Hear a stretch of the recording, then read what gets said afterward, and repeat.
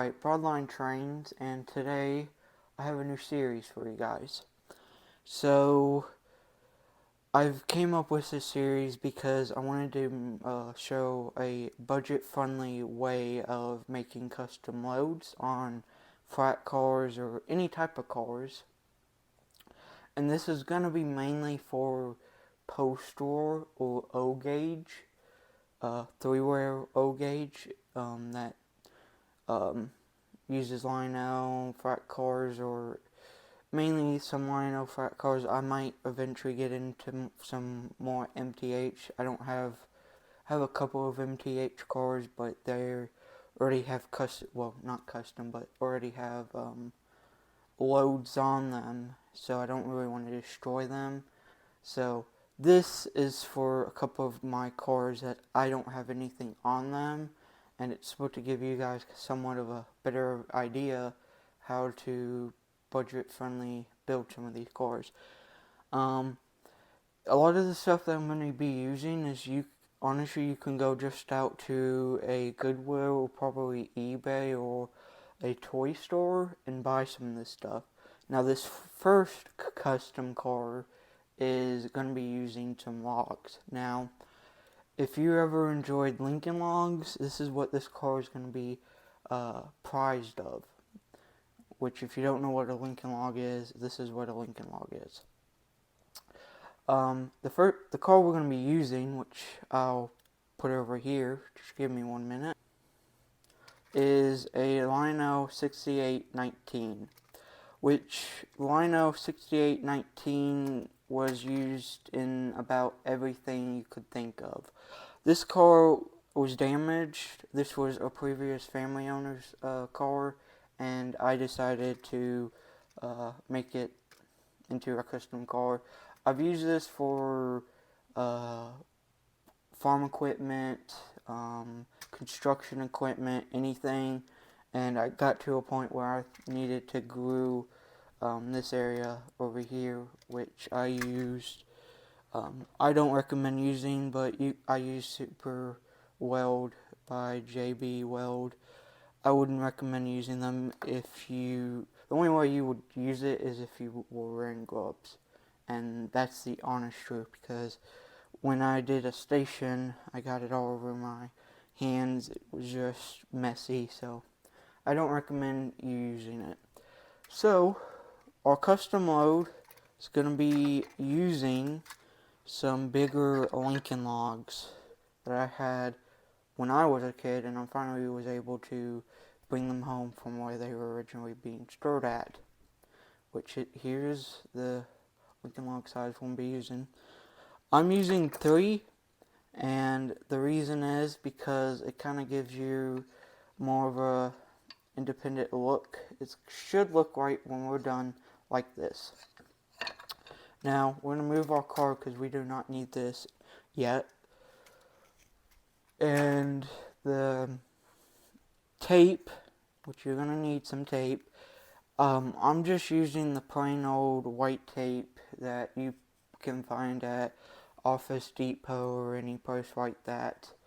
Walmart, Amazon, you probably could get it 1-day shipping. It depends what...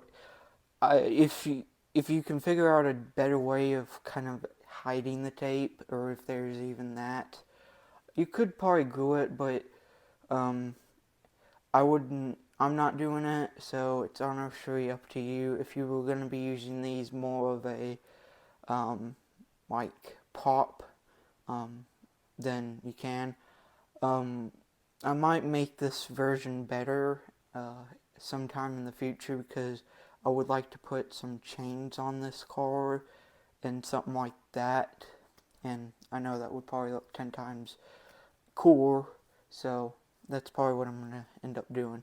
But first, we got to assemble them right, and I'm honestly just looking which ones are the worst, because your top one is going to be the better version. I think that, yeah, that'll work. So, we're going to put them together like this. We're going to get our tape, and we're going to do that, and then what I'm going to do is I'm going to put the tape here, kind of make it like that. The grooves are easy to put the tape on, so that's what I'm going to do. Then I'm going to go over here. I want to kind of size them up a little. I might redo it because it's not 100% to my perfection, how I would like it. Alright, let me see. That should be. Alright, yes. And we could probably put some more on this side, and it's not like it's sticking a little bit, which I hate. Or it's sticking up a little bit, which I wouldn't recommend doing, but you know what? This is the bottom of it, and the top is what really matters. Alright, well, there's our first row done, and we're going to go back over here and tape that side up, which we're going to just rotate it. I'm going to get a piece of tape.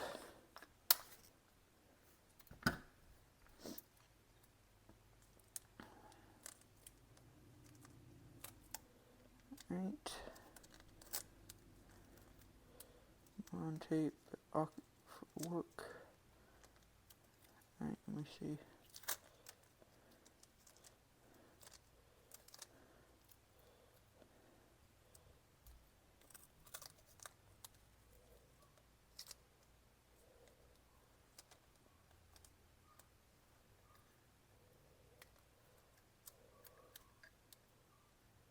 Alright, so that is your tape done.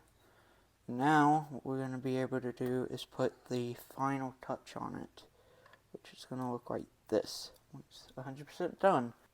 Alright, so finally, what we're going to be doing is making the top part make it look perfect. Now, what we're going to first do is get another piece of tape, and then we're going to put our tape dispenser back.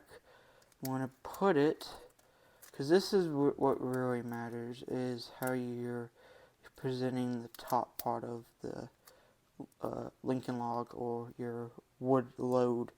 So, we're gonna just honestly want to just follow where we were at, which it might, because I want it perfect.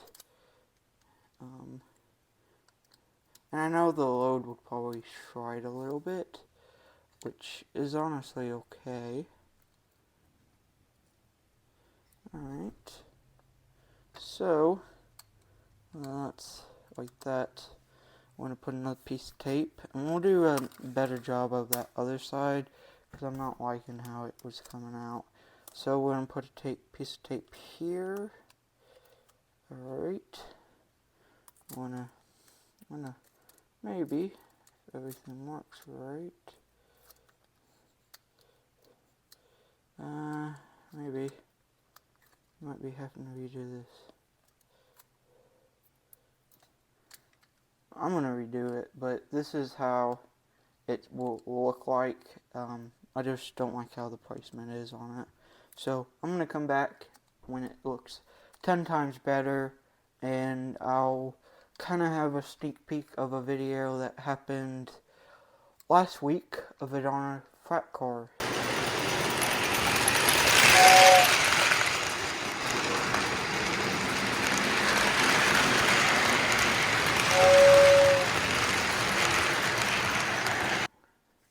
Alright, so this is the final outcome. I don't like how some of the tape was done, but you know what? This is the side you're going to see when it's running on the railroad, so you could probably change it. I know I'll probably try to do a little bit better job. And this is phase 1 of the project. Hopefully, maybe in the future, I'll come back around to this and make it 10 times better.